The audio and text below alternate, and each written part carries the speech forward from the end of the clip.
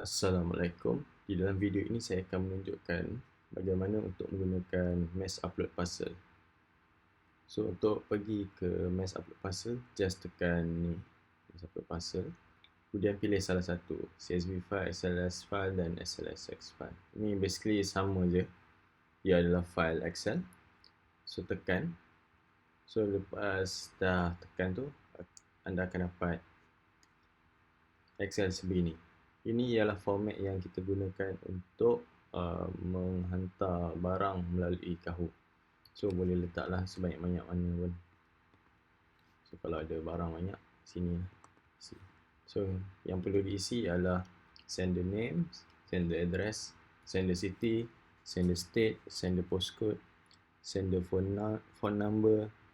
Item content tu barang tu lah. Dimension tu biar je. SKU number ni boleh kosongkan sebab ini adalah optional.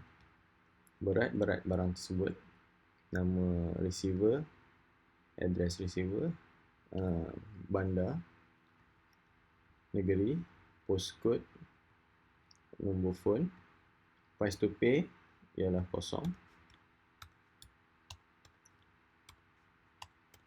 dan none.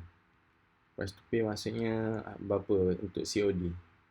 So kalau none, kosong. Kalau mahu pakai COD service, so COD berapa nak kena bayar, RM70.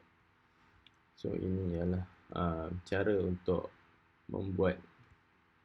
mengisi Excel untuk Karhoo. Lepas dah isi ni, boleh je tekan ni. Lepas tu CSV file. So yang ni service plan, same delivery atau next delivery, pick up time, baik, check, akan ada check dulu, upload mini CN. Jadi dia akan tulislah successfully uploaded mini CN. So kat sini kita nampak lah semua barang-barang yang kita upload. Ok, senang je. Isi Excel tersebut dan upload. Sekian, terima kasih.